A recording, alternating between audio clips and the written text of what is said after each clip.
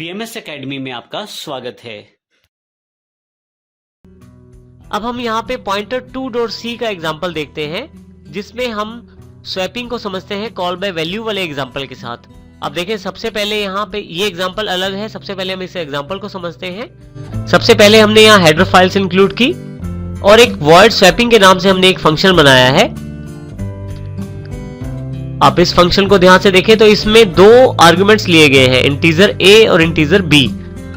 Integer a और b में जो वैल्यू आएगी उसको हम इंटरचेंज करना चाहते हैं, स्वैप करना चाहते हैं। a की वैल्यू हम b में स्टोर करना चाहते हैं, b की वैल्यू हम a में स्टोर करना चाहते हैं।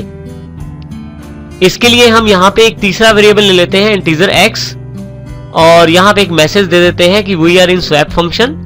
सबसे पहले b की वैल्यू x में, a की वैल्यू b में और फिर x की वैल्यू a में। अर्थात हमने इन तीनों स्टेटमेंट से x को टेम्परेरी वेरिएबल की तरह प्रयोग किया है और हमने a की वैल्यू को b में और b की वैल्यू को a में स्टोर करने के लिए x का प्रयोग यहाँ पे किया है।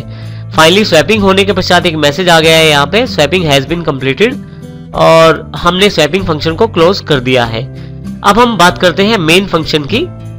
मेन फंक्शन के अंतर्गत यदि आप देखें तो यहाँ पे हमने दो वेरिएबल जो लिए हैं वो बिल्कुल अलग है स्वैपिंग वाले ab से, क्योंकि ये मेन फंक्शन के अंतर्गत ab वेरिएबल है। हमने इन दोनों में 10 और 20 स्टोर कर दिया है और स्क्रीन को क्लियर कर दिया है।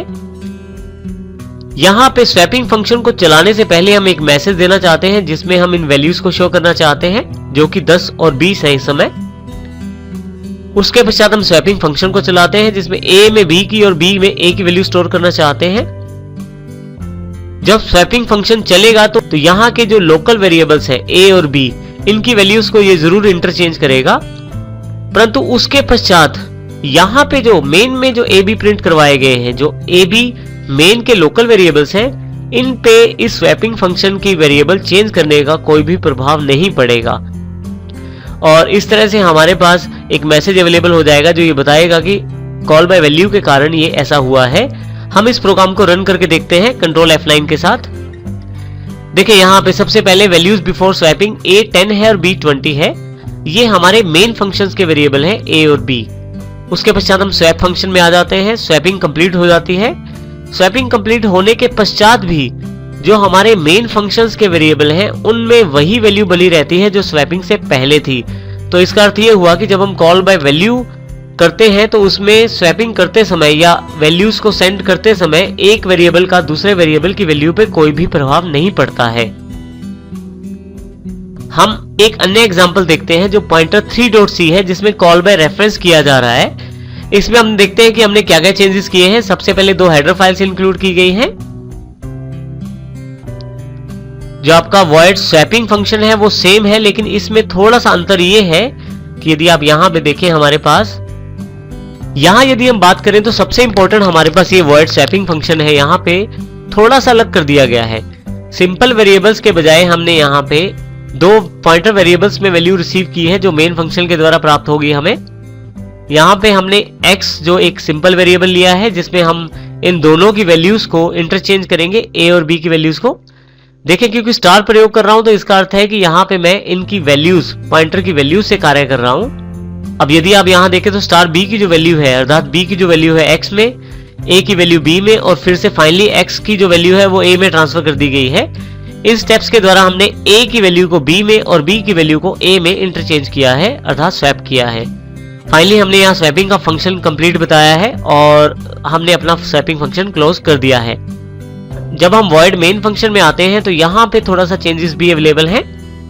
ऊपर से देखते हैं इस फंक्शन को। इंटीजर a भी डिक्लेयर किया, a में 10 और b में 20 इंसर्ट किया हमने, स्क्रीन को क्लियर कर दिया है। यहाँ पे हमारे पास वैल्यूज बिफोर स्वैपिंग में हमने सबसे पहले स्वैपिंग फंक्शन को चलाने से पहले वैल्यूज बताई है क्या है, जो हमारे मेन फंक्शन के वेरिएबल्स की वैल्यू है। यहाँ ये ध्यान रखिएगा, हम यहाँ पे मेन फंक्शन के जो ab वेरिएबल्स हैं उनकी बात कर रहे हैं, हम स्वैपिंग फंक्शन के ab की बात नहीं कर रहे हैं यहाँ पे। तो हमारे पास जो मेन फंक्शन है उनके ab की जो 10 और 20 वैल्यू है वो प्रिंट करवाई जाए। उसके पश्चात हमने स्वैपिंग फंक्शन को यहाँ पे कॉल किया है और फाइनली हमने यहाँ पे प्रिंट करवाई है स्वैपिंग फंक्शन के बाद की वैल्यू। हमने कॉल बाय वैल्यू में देखा था कि वैल्यू चेंज नहीं हुई थी।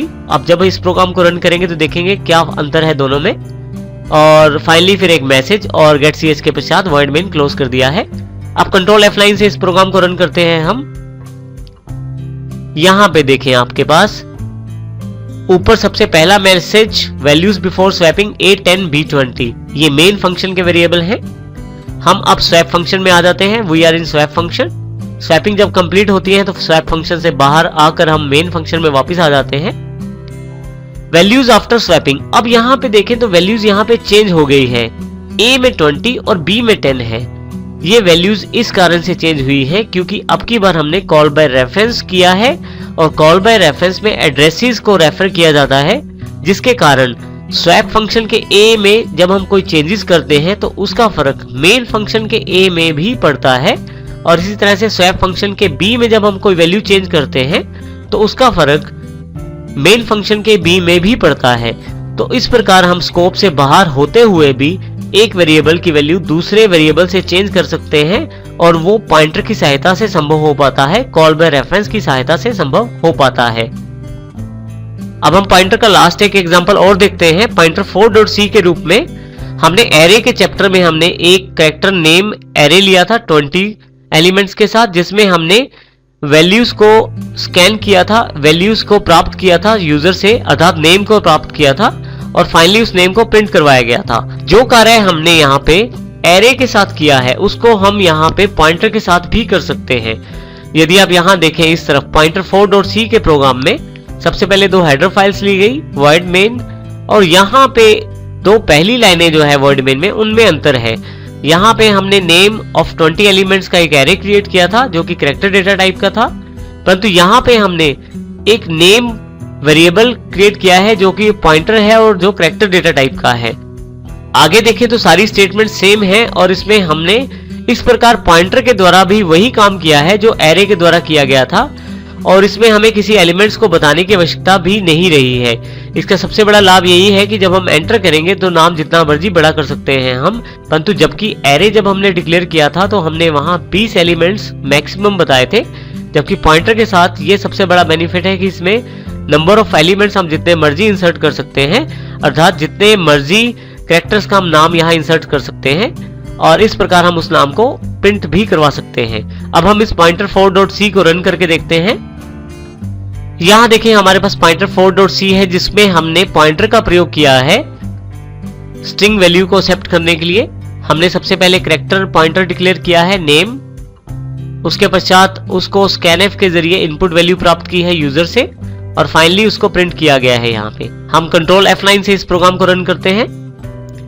यहाँ पे जो भी मैं नाम डालता हूं यहाँ पे प्रिंट किया गया है। नंबर ऑफ कैरेक्टर्स यहाँ लिमिटेड नहीं है क्योंकि एरे के साथ प्रयोग करते हुए हमें नंबर ऑफ कैरेक्टर्स बताने पड़े थे जो 20 थे, परंतु यहाँ नंबर ऑफ कैरेक्टर्स लिमिटेड नहीं है।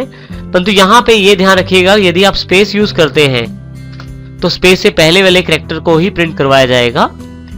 इस प्रकार हम पॉइंटर का प्रयोग कर सकते हैं कैरेक्टर एरे के स्थान पर और हम कैरेक्टर पॉइंटर का भी इसमें इस्तेमाल कर सकते हैं स्ट्रिंग्स को एक्सेप्ट करने के लिए।